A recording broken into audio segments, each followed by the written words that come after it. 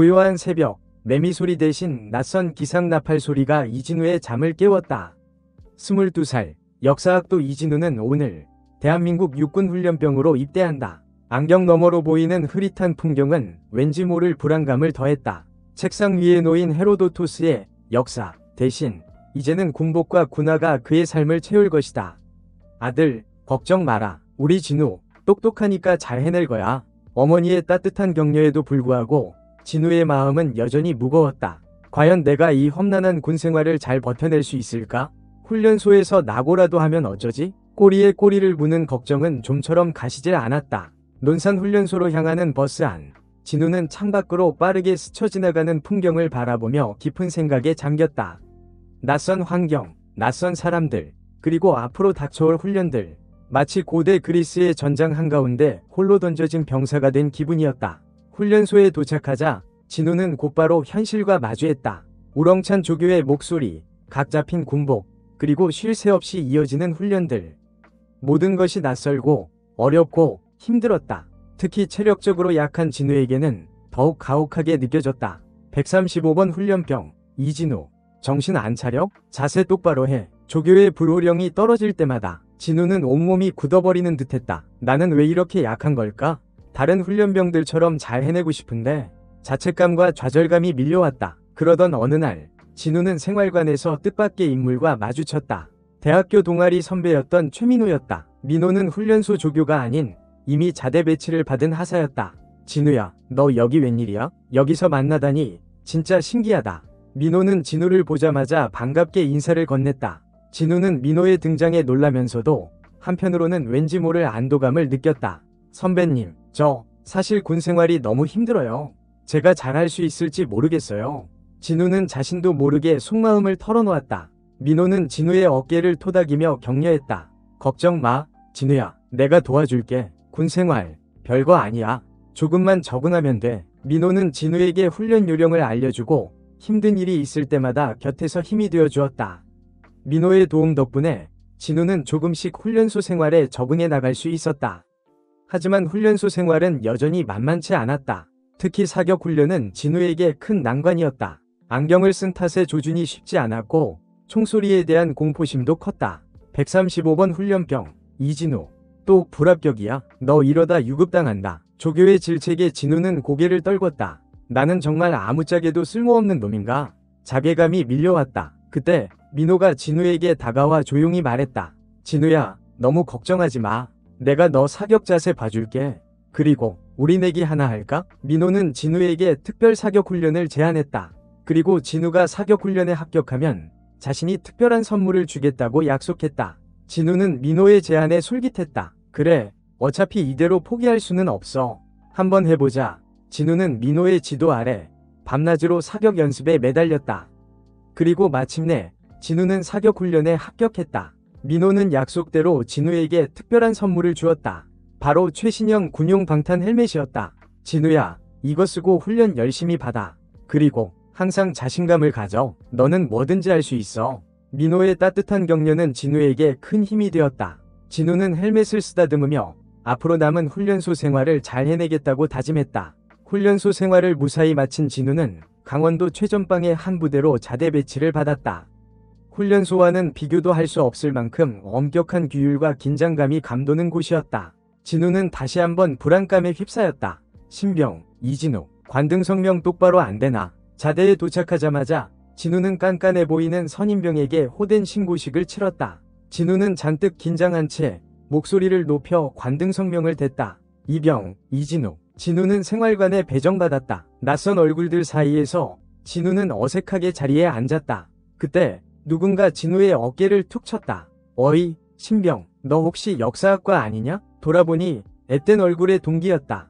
그는 자신을 박성철이라고 소개했다. 성철은 활발하고 부침성 있는 성격으로 금세 진우와 친해졌다. 나는 박성철이야. 너랑 같은 생활관 쓰게 돼서 반갑다. 앞으로 잘 지내보자. 성철은 진우에게 군 생활에 대한 조언을 해주고 함께 훈련을 받으며 든든한 동반자가 되어주었다. 성철 덕분에 진우는 조금씩 자대 생활에 적응해 나갈 수 있었다. 하지만 진우의 군 생활은 여전히 순탄치 않았다. 특히 진우는 잦은 실수로 선임병들에게 눈총을 받기 일쑤였다.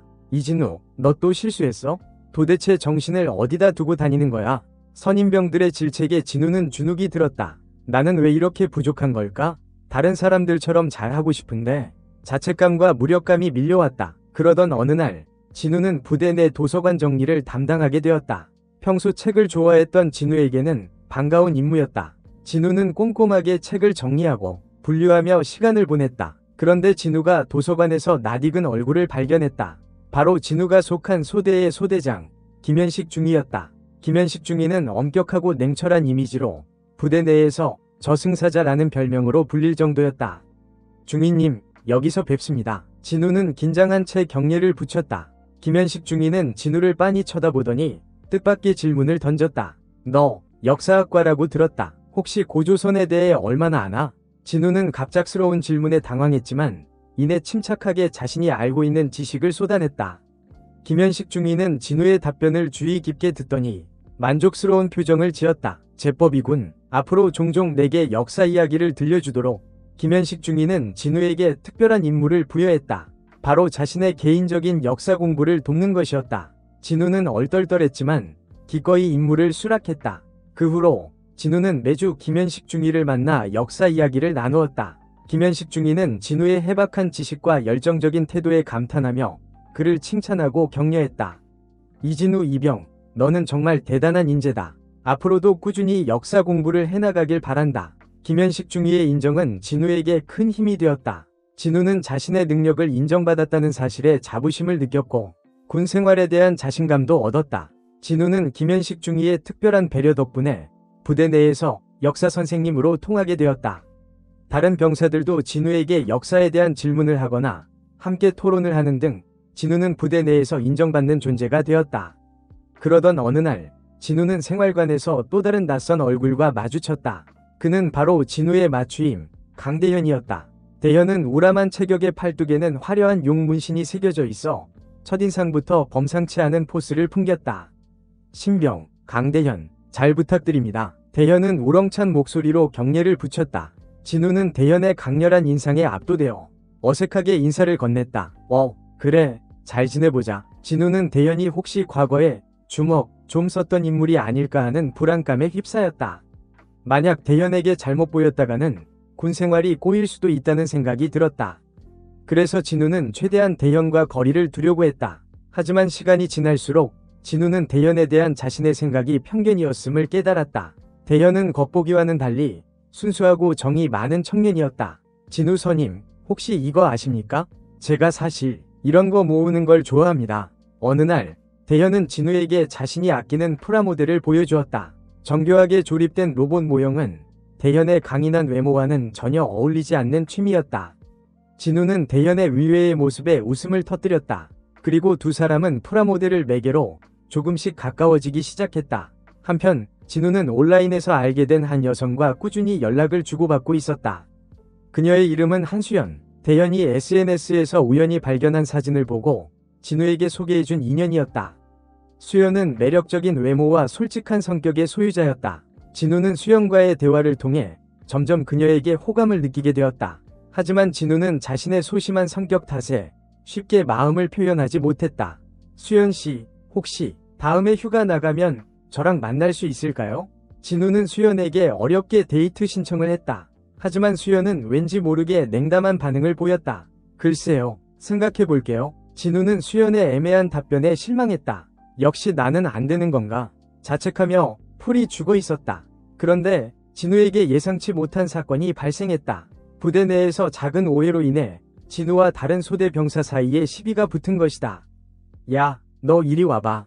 우리 소대장님한테 뭐라고 했냐? 상대 병사는 덩치도 크고 인상도 험악했다. 진우는 잔뜩 겁을 먹고 뒷걸음질 쳤다. 저는 아무 말도 안 했습니다. 진우는 억울함을 호소했지만 상대 병사는 막무가내였다. 그때 대현이 나타나 진우를 감쌌다. 무슨 일입니까? 우리 진우 선임한테 왜 이러십니까? 대현은 우렁찬 목소리로 상대 병사를 제압했다. 대현의 등장에 상대 병사는 슬그머니 꼬리를 내렸다. 두고 보자. 상대 병사는 씩씩거리며 돌아갔다. 대현은 진우에게 괜찮냐고 물으며 그의 어깨를 토닥였다. 진우 선임, 걱정 마십시오. 제가 옆에 있습니다. 진우는 대현의 든든한 모습에 감동했다. 그리고 대현에게 그동안 숨겨왔던 자신의 고민을 털어놓았다. 대현은 진우의 이야기를 묵묵히 들어주었다. 그리고 진우에게 진심 어린 조언을 해주었다. 진우 선임, 너무 걱정하지 마십시오. 여자들은 솔직하고 당당한 남자를 좋아합니다. 그리고 혹시 오해가 있었다면 직접 만나서 풀어야 합니다. 대현의 조언에 용기를 얻은 진우는 수연에게 다시 한번 연락을 시도했다. 그리고 수연에게 자신의 진심을 전하고 오해를 풀기 위해 노력했다. 놀랍게도 수연은 진우의 진심을 받아주었다. 그리고 두 사람은 휴가 때 만나기로 약속했다. 진우씨, 저도 사실 진우씨가 싫지 않았어요. 다만 조금 망설였을 뿐이에요. 수연은 솔직하게 자신의 마음을 고백했다. 진우는 수연의 말에 기쁨을 감추지 못했다. 한편 부대 내에서는 작은 변화가 일어났다. 대현이 주도하여 병사들 간의 소통과 화합을 위한 자리가 마련된 것이다. 우리 모두 서로에게 솔직해집시다. 그리고 서로를 이해하려고 노력합시다. 대현의 제안에 병사들은 처음에는 어색해했지만 점차 마음을 열고 서로에게 다가갔다. 진우 역시 그동안 서먹했던 다른 소대 병사들과 허심탄회하게 이야기를 나누며 오해를 풀 수 있었다. 시간이 흘러 진우는 첫 휴가를 나가게 되었다. 진우는 설레는 마음으로 약속 장소로 향했다. 그리고 그곳에서 자신을 기다리고 있는 수연을 발견했다. 진우씨, 수연은 밝은 미소로 진우를 맞이했다. 두 사람은 손을 잡고 서울 시내를 거닐며 즐거운 시간을 보냈다. 진우씨, 저는 진우씨의 순수하고 따뜻한 마음이 좋아요. 수연은 진우에게 자신의 마음을 고백했다. 진우 역시 수연에게 자신의 진심을 전했다. 수연씨, 저도 수연씨를 좋아합니다. 두 사람은 서로의 마음을 확인하고 풋풋한 사랑을 시작했다. 휴가를 마치고 부대로 복귀한 진우는 이전과는 다른 사람이 되어 있었다. 자신감 넘치고 긍정적인 에너지가 넘쳤다. 이진우 이병, 많이 변했구나. 아주 보기 좋다. 김현식 중위는 진우의 변화를 칭찬하며 격려했다. 진우는 김현식 중위에게 감사를 표했다. 모두 중위님 덕분입니다. 그리고 대현이와 수연씨 덕분이기도 합니다. 진우는 자신의 군 생활을 도와준 사람들을 떠올리며 감사한 마음을 전했다. 시간이 흘러 진우는 무사히 전역을 하게 되었다. 진우는 군 생활을 통해 많은 것을 배우고 성장했다. 진우야, 전역 축하한다. 앞으로도 자주 보자. 대현, 성철, 그리고 다른 동료들은 진우의 전역을 축하하며 아쉬움을 달랬다. 진우 역시 그들과의 이별이 아쉬웠지만 새로운 시작을 위한 설렘도 느꼈다. 전역 후 진우는 수연과의 사랑을 키워나갔다. 그리고 몇 년 후 두 사람은 결혼에 골인했다. 진우는 결혼식 날 대현과 성철을 비롯한 군대 동료들을 초대했다. 그들은 진우의 행복을 진심으로 축하해 주었다. 진우야, 너 진짜 멋진 놈이다. 군대에서 그렇게 찌질했던 놈이 이렇게 예쁜 신부랑 결혼하다니. 대현은 장난스럽게 말했지만 그의 눈에는 진심 어린 축복이 담겨 있었다. 진우는 웃으며 대현의 어깨를 툭 쳤다. 다 너희들 덕분이다. 고맙다, 친구들아. 진우는 자신의 삶을 돌아보며 군대에서의 경험이 자신에게 얼마나 소중한 것이었는지를 깨달았다. 비록 힘들고 어려운 시간도 있었지만 그 속에서 진우는 성장했고 소중한 인연들을 만났다. 그리고 무엇보다 자신의 삶을 긍정적으로 변화시키는 힘을 얻었다. 진우는 결혼 후에도 역사 공부를 꾸준히 이어갔다. 그리고 대학원에 진학하여 역사학 연구자의 길을 걷게 되었다. 여보, 나 이번에 논문 발표회에서 최우수상 받았어. 진우는 기쁜 소식을 수연에게 가장 먼저 알렸다. 수연은 진우를 꼭 안아주며 진심으로 축하해 주었다. 당신 정말 대단해. 역시 내 남편이야. 수연은 진우의 든든한 지원군이자 가장 친한 친구였다. 두 사람은 서로에게 힘이 되어주며 행복한 결혼 생활을 이어갔다. 어느덧 시간이 흘러 진우는 중견 역사학자가 되었다. 진우는 대학에서 학생들을 가르치고 연구 활동을 하며 바쁜 나날을 보냈다. 그러던 어느 날 진우는 우연히 TV에서 군대 관련 다큐멘터리를 보게 되었다. 다큐멘터리에는 진우가 복무했던 부대의 모습이 담겨 있었다. 저기 대현이 아니야? 진우는 깜짝 놀랐다. 화면 속에는 군복을 입은 대현의 모습이 보였다. 대현은 여전히 늠름한 모습으로 부대원들을 이끌고 있었다. 진우는 반가운 마음에 대현에게 전화를 걸었다. 대현아, 너 TV에 나오더라? 여전히 멋이네. 대현은 진우의 전화를 받고 반갑게 인사를 건넸다. 진우 선임, 오랜만입니다. 잘 지내시죠? 두 사람은 오랜만에 회포를 풀었다. 대현은 여전히 군에 남아 직업 군인의 길을 걷고 있었다. 진우 선임, 저는 군대가 천직인가 봅니다. 여기서 제자리를 찾은 것 같아요. 대현은 진우에게 자신의 근황을 전했다. 진우는 대현의 선택을 존중하며 그를 응원했다. 대현아, 너 정말 멋지다. 네가 자랑스럽다. 진우는 대현과의 통화를 통해 다시 한번 군 생활을 추억했다. 그리고 자신의 삶을 긍정적으로 변화시켜준 군대에서의 경험에 감사했다. 진우는 자신의 연구실로 돌아와 책상 위에 놓인 낡은 군용 헬멧을 바라보았다. 헬멧에는 지난 세월의 흔적이 고스란히 남아있었다. 진우는 헬멧을 쓰다듬으며 미소를 지었다. 헬멧은 단순한 군용 장비가 아니라 진우의 성장과 변화를 상징하는 소중한 물건이었다. 그래, 나는 군대에서 아네카 것을 배웠어. 그리고 그 경험은 내 삶을 더욱 풍요롭게 만들어주었지. 진우는 다시 한번 자신의 삶을 되돌아보며 앞으로도 긍정적인 마음으로 살아갈 것을 다짐했다. 그리고 자신의 곁을 지켜주는 소중한 사람들에게 감사하며 그들과 함께 행복한 미래를 만들어갈 것을 꿈꿨다. 진우는 창밖을 바라봤다. 맑고 푸른 하늘 아래 세상은 여전히 아름다웠다. 그리고 진우의 마음속에는 희망과 감사의 노래가 울려 퍼지고 있었다.